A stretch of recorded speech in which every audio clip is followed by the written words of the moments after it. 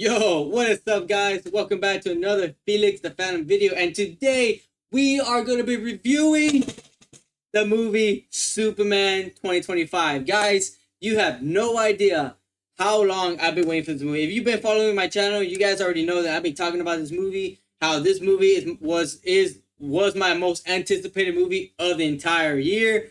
And so I'm just so glad that I remember the first day it was announced 2 years ago about James Gunn and his new DC universe and the new slate that he revealed, Wonder Woman and Supergirl and Batman Brave and the Bold, all these projects are coming together. But he said that Superman Legacy, before the name got changed to Superman, was going to be the first ever movie to start off this new DC universe that's underneath James Gunn and Peter Safran. So when I heard that, I was so stoked. I was super excited. And look, don't get me wrong, I love Zack Snyder. I love what he did with Man of Steel. Batman v Superman was not that great. It was cool action, but it had some flaws. And then Justice League with Josh Whedon was terrible, horrendous. Don't ever want to see that movie again. And then 4 years ago, we got Zack Snyder's Justice League, right? His version of the movie Justice League, which was far better than what Josh Whedon ever did with Justice League. So, but me as a Superman fan, hey, you can see my shirt, look. Me as a Superman fan, I've always wanted a Superman that was lighthearted, that brought inspiration, that was hopeful. Because as much as I love Henry Cavill and Man of Steel and Batman v Superman, even though it has its flaws, in certain points, as much as I do love Henry Cavill, it's just he wasn't the Superman that I wanted. He was Zack Snyder made him very dark, very depressed and serious. He was never smiley. He was always gloomy and very dark. His suit was not colorful. So I've always wanted to see a Superman back in with the red trunks, who's always smiling, who's always corny, who's always he just cares about people. He saves people. He cares about how people feel. He cares that he wants to save people just because he wants to be good in the world. So overall, guys, so this is my review for Superman 2025. So let's get into today's review. All right, guys. So starting off with the positive. First and foremost, I want to give a huge positive to David Corenswet as Superman. Look, guys, David Corenswet has the look, he has the fatigue, he has the eyes, he has the hair, he got the curls.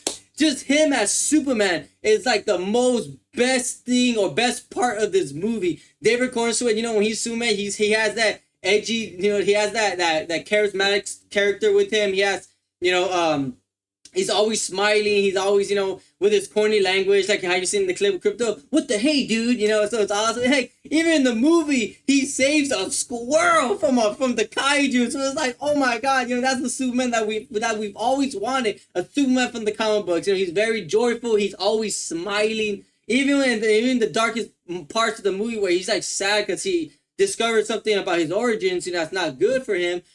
He always tries to bring that hope out of him. He always tries to make people around him feel that there's still hope. There's still, care inside of him. There's still inspiration. There's still kindness in his heart that he wants to share with other people. So I love the character arc. And what I love about this Superman is that he's very vulnerable. He gets his butt whooped a lot in this movie. And I like that. I like a Superman that's very vulnerable. Look, just because Superman's very powerful in the comic book, or Henry Cavill's version was super powerful in his movies, a lot of people say that Superman's boring because he's too powerful. It's nobody could beat him. And he one-shots everybody, right? But what James Gunn brought to this character was that he wanted to make a Superman that was very vulnerable, that was very relatable. Yes, he's not all powerful. He's not all OP. Hey, it even shows in the movie that this Superman is only 3 years into his career. So he's not very a professional yet. He's only 3 years old. So he's still literally a rookie in his Superman career. So there's still a lot of time for David Corenswet's version of Superman to grow into that most powerful superhero in the DC universe. So I really do like David Corenswet being vulnerable and weak in this movie. It shows him being vulnerable. It shows him that we could relate to him. That yes, even though he's failing, even though he's losing, he still finds that courage. He still finds that hope and kindness in his heart that he could get back up and keep fighting for the people he loves. And for that, we can sympathize with him. We could relate to him because that's us too. Us human beings, we could be man, dude, even though as much as I fall, as much times as I mess up, I still get back up and do what I gotta do because That's what I have to do, and I really love what David Corenswet's Superman brings to this character. Another positive, I really do like Rachel Brosnahan as Lois Lane. Her character, it's like, I think she may be the best Lois Lane we ever had, that we ever had. I know I love Amy Adams as Lois Lane in Man of Steel, but she didn't really have that reporter side to her. You know, this version of Lois Lane, like, she always wants to get the answer. She's always reporting Superman. She's always reporting Clark Kent. She's always reporting, all these government officials, try to find answers, right? There's one scene where everyone's evacuating the city at the third act of the movie, and Lois Lane's there with her boss and Jimmy Olsen, letting them know what's going on, what Lex Luthor's doing with Bravia and all that stuff. That's literally Lois Lane. She ain't gonna evacuate the city. She ain't gonna leave the city for evacuation until her book report is done, and that's how journalism does. And I really like her chemistry between her and David Corenswet, man. They bring a huge love story in here. First they start off very struggling with the relationship, and then you see in the trailer that Lois Lane is questioning Clark Kent's Superman about, why didn't you ask the president for evading Bravia? What did you do with the president with it? All these questions, right? And Superman's it's been very offensive because he feels that that Lois Lane should be supporting of him, but she's only doing her job. She's trying to help David Corenswet Superman prepare himself for these type of questions that will come his way later on in his years as Superman. So Rachel Brosnahan is a fantastic addition to this cast.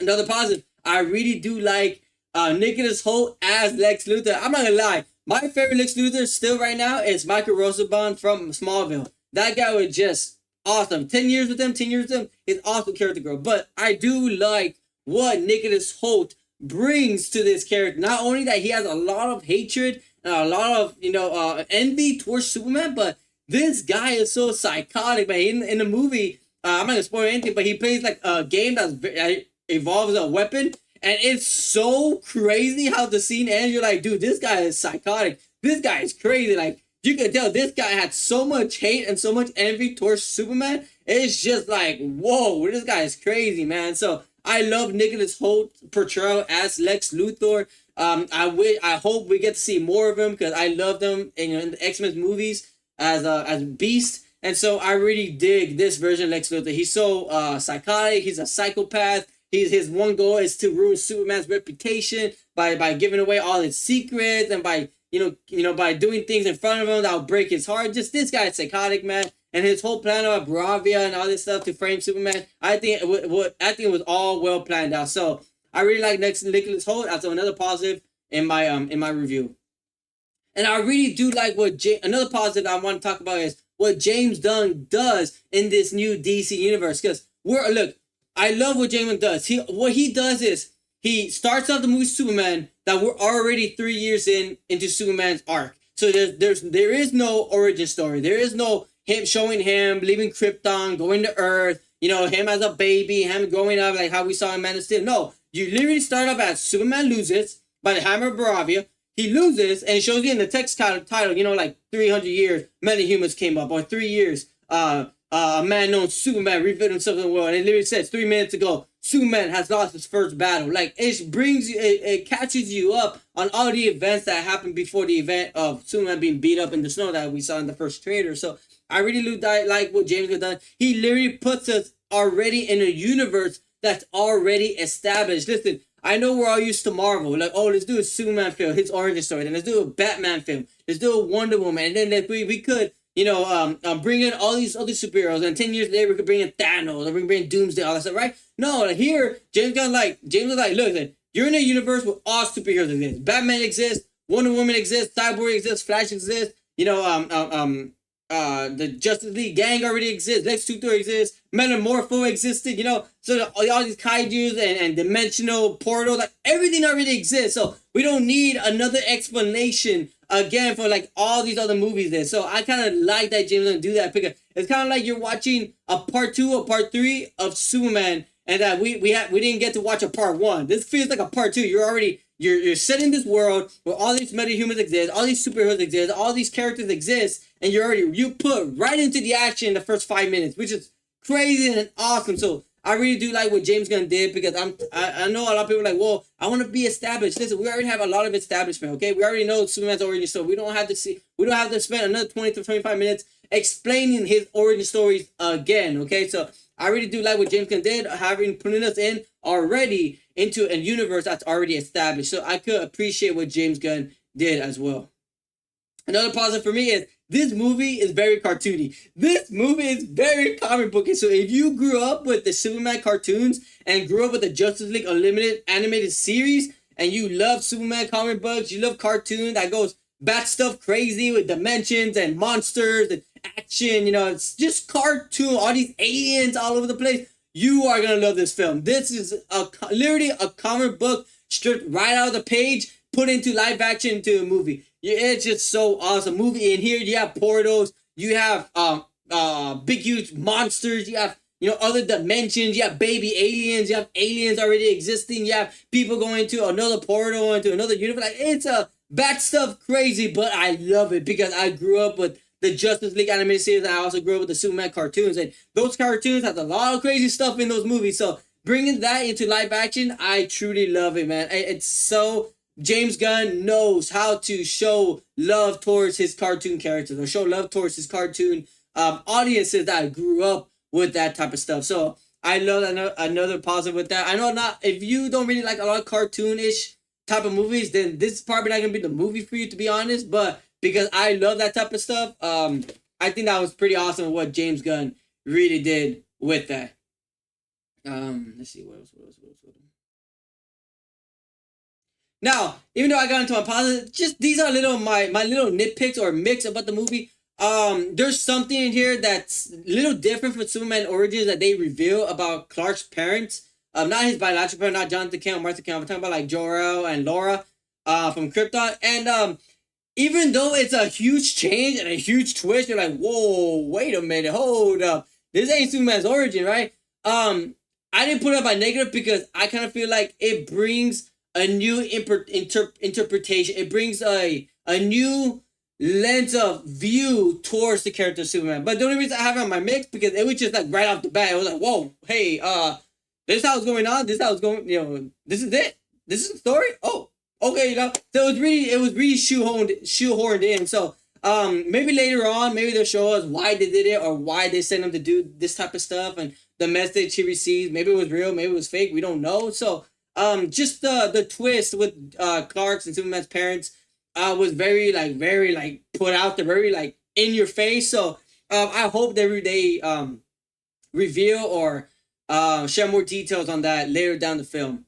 Another mix I want to share is the villain Ultraman. I was very excited, who's gonna be Ultraman, who's behind the mask, who's the identity. Honestly, the identity wasn't really like, oh my god, it was just like, well, I kind of saw that coming, and really like Ultraman really doesn't do a lot of things. Now the scenes that he is in, he is a force to be reckoned with. He is super strong. He kind of beats up Superman a lot in this movie. He does give Superman a big fight.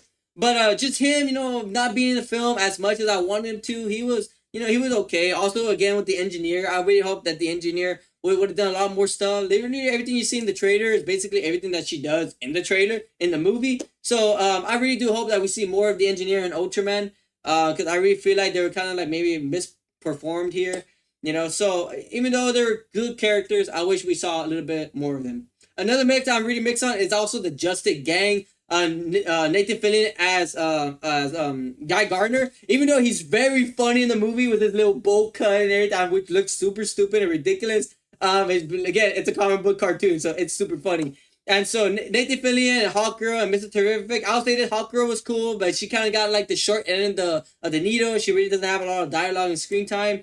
Mr. Terrific, he's the MVP. He's awesome. He's great. The only reason it's in my mix is because I was kind of hoping they'll kind of go more towards that Superman being good and doing good things because it's good against, the Justice League gang, do good because they're getting paid for it, right? And I kind of thought like they were gonna push more into that agenda, more towards that plan, but they didn't really push. They didn't really go much into it, So that's the only reason why it's made. Even though I really do like the characters, I like what they do in the movie. I just didn't like they didn't push that agenda, right? Like, oh well, we were from Maxwell Lord, we're we're paid superheroes, so we only do good because we're getting paid. And Superman's over here like, I thought Superman was gonna be like, hey man, we do good because it's the right thing to do. So they didn't really get into that argument as much as I wanted to. So as far as the Justice League gang, they're cool, they're awesome, but that's just one of my mixed overall views on the Justice League gang. So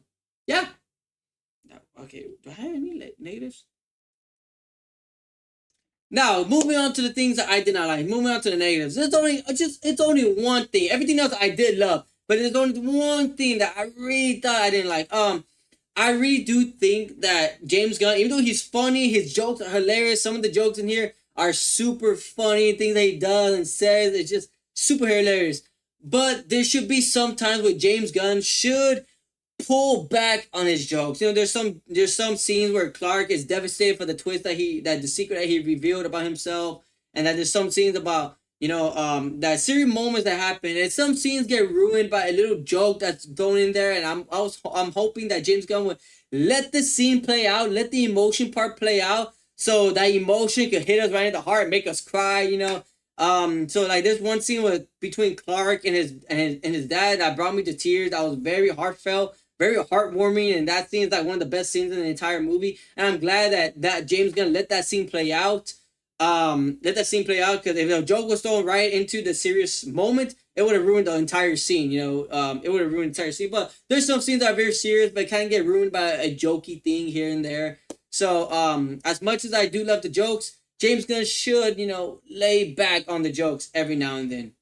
But guys, that's my only negative. Everything else I really do like. So my final verdict for Superman 2025 by James Gunn, a James Gunn film, is going to be a 9 out of 10. Guys, I love this movie. Did it live up to the hype? Yes, absolutely. It did live up to the hype. I will give you guys a recommendation to go watch it in theaters. Go watch it more. If you get confused by the first watch, I would recommend you go watch it a second or even a third or even a fourth time to try to get the story going, to try to understand the story and the characters a little bit more. Because this movie is pretty fast. It is fast paced in the first 30 minutes. Everything's just rolling. And if you didn't grow up with the cartoons or the Superman cartoon movies and all that stuff, comic books, you're going to be very confused. Like all these alien stuff, dimensions, all this stuff, you're going to be very confused. So my final rating for this movie is going to be a 9 out of 10. But that's my review, guys. Let me know what you guys think. Did you guys like it? Did you guys hate it? Are you guys okay with the direction that James Gunn is going with the character, with David Corenswet's Superman?